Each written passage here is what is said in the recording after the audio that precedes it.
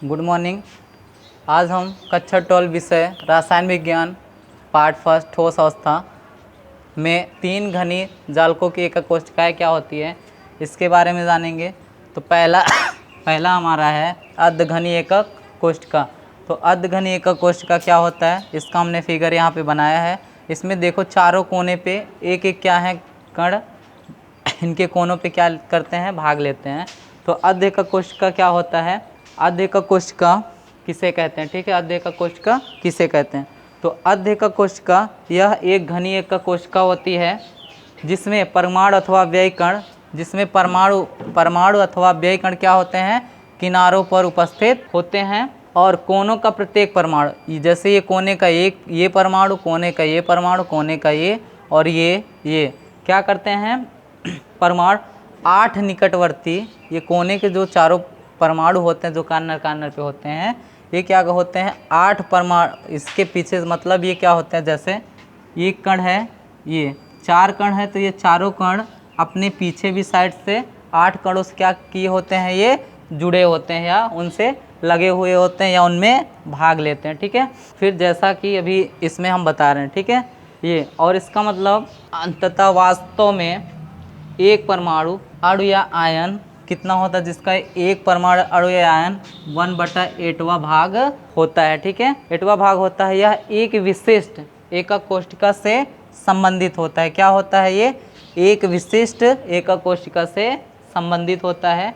चूँकि कुल मिलाकर प्रत्येक घनी एकक कोशिका में उसके कोनों पर 8 परमाणु होते हैं। जैसा कि 4 हमको ऐसे दिखते हैं, 4 बैक साइड होते वो नहीं दिखते हैं। जैसे इसमें देख लो ये फिगर है, जैसे एक कण यहाँ है, एक कण यहाँ है, ये क्या है 3 घनी मतलब क्यूब है। तो इसके पीछे जैसे एक ये है तो इसके पीछे एक कण ऐसा होगा, एक ये है तो इसके पीछे एक कण ऐसा होगा, ये है तो एक इसके पीछे ऐसा कण होगा, एक ये है तो इसके पीछे एक कण होगा। कहने का मतलब हर कण के बीच में एक दूसरे, ये चारों फ्रंट का दिखता है पीछे का नहीं दिखता, ये क्या होते हैं इनसे लगे हुए होते हैं। प्रत्येक कोनों पर कितने परमाणु हो जाते हैं, 8 परमाणु होते हैं। अतः एक कोशिका में परमाणुओं की कुल संख्या, फिर क्या बताया जा रहा है कि एक एकक कोशिका में परमाणुओं की कुल संख्या एक एकक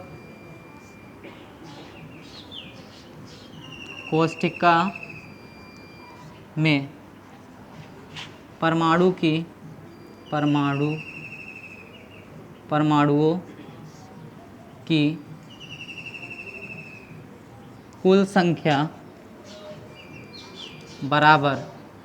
कुल संख्या बराबर कितनी होती है, तो एक एकक कोशिका में परमाणुओं की कुल संख्या बराबर होता है 8 × 1/8, क्योंकि प्रत्येक कण क्या होता है इससे क्या होता है एक दूसरे से जुड़े होते हैं। तो ये हो गया हमारा, इसका मतलब काट देंगे तो कितना भाग लेता है, एक एकक कोशिका में परमाणुओं की कुल संख्या कितनी होती है, 1 होती है, जैसा कि इस फिगर में बताया गया है। नेक्स्ट इसके बाद है आपका दूसरा बी नंबर, क्या है अंतः एकक कोशिका। क्या है दूसरा हमारा अंतः एकक कोशिका। ये क्या होता है अंतः, इसमें देखिए अंतः एकक कोशिका क्या होता है, इस पर अंतः केंद्रित घनी, ठीक है, एकक कोशिका में एक परमाणु उसके प्रत्येक कोनों पर, क्या बोला जा रहा है, जो एक अंतः एकक कोशिका होती है ये क्या होता है अंतः एकक कोशिका अंतः केंद्रित, ठीक है, अंतः केंद्रित एकक कोशिका। क्या है अंतः केंद्रित एकक कोशिका में प्रत्येक कोनों के अतिरिक्त, जैसे ये कोने चारों कोने पे क्या है परमाणु या अणु हमारे उपस्थित होते हैं, उसी प्रकार से जब अंतः केंद्रीय एकक कोशिका बनती है तो उसके प्रत्येक कोनों पर के अतिरिक्त, जैसे इसमें कोनों पर इसमें क्या होता है प्रत्येक कोनों के अतिरिक्त एक परमाणु उसके कहाँ पे होता है, केंद्र पर होता है। अब इसको हम मान लेते हैं एक परमाणु इसके केंद्र पे हो गया, कोनों के अतिरिक्त क्या होता है एक परमाणु इसके केंद्र पर भी पाया जाता है, किसमें अंतः केंद्रित एकक कोशिका में। ठीक है। और ये किस प्रकार से बनता है अंतःकेंद्रीय घनी एकक कोशिका, ये 2 प्रकार से बनता है या 3 प्रकार से बनता है, ठीक है। पहला विवृत संरचना होती है, फिर तीसरा द्विक स्थान भराव मॉडल, और तीसरा क्या होता है, एकक कोशिका को वास्तविक रूप से संबंधित परमाणुओं के भागों के साथ दर्शाता है, ठीक है। तो अब इसमें प्रत्येक एकक कोशिका में, जैसे हमने यहाँ पे अर्धघनी एकक कोशिका में पढ़ा था कि एक एकक कोशिका में परमाणु की कुल संख्या, उसी प्रकार से हम अंतः केंद्रित एकक कोशिका में ये पता करेंगे कि अंतः केंद्रित एकक कोशिका में परमाणुओं की कुल संख्या कितनी होती है। तो इसमें क्या हो जाएगा, तो देखो जैसा कि हम इससे भी पढ़े थे कि कोनों पे परमाणु होते हैं, भाग लेते हैं, इसका था। तो इसमें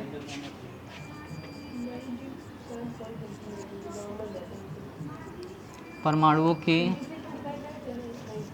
कुल संख्या किसमें, अंतः घनी एकक कोशिका में परमाणु कुल संख्या क्या होती है। पहला तो होता है 8 × 1/8, ये क्या होते हैं, कोनों पे भाग लेते हैं, इसका मतलब टोटल परमाणु कितना हो गया, 1। फिर इसके बाद ये क्या होते हैं, इस पे एक केंद्र पर भी परमाणु क्या होता है, उपस्थित होता है। तो एक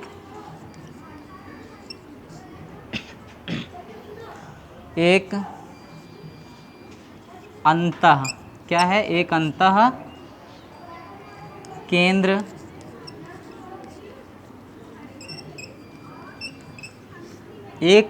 केंद्र परमाणु इसके केंद्र पर भी होता है। जैसे एक कोशिका केंद्र पे नहीं था तो इसमें एक परमाणु क्या होता है, इसके अंतः केंद्र पर होता है। तो इसका मतलब 1 × 1 बराबर ये हो जाएगा 1, ठीक है। तो प्रति बोला जा रहा है, प्रति एकक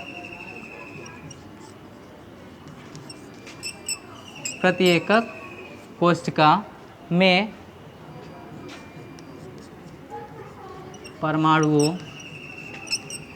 की कुल संख्या क्या हो जाएगी, बराबर 2। क्योंकि देखो एक परमाणु ये था, इसके केंद्र पर भी एक परमाणु हुआ, तो मतलब 1, इसको और इसको जोड़ देंगे तो प्रति एकक कोशिका में परमाणुओं की संख्या कितनी हो जाएगी, 2। जैसे ये फिगर देख लो, नहीं समझ में आया है तो ये हमने फिगर बनाया, ये और ये, जैसे हमने अर्ध केंद्रीय में पढ़ा था कि जो परमाणु होते हैं इसके कार्नर पर होते हैं, और प्रत्येक एक परमाणु क्या होता है, अपने निकटवर्ती परमाणुओं से क्या करता है, जुड़ा हुआ होता है।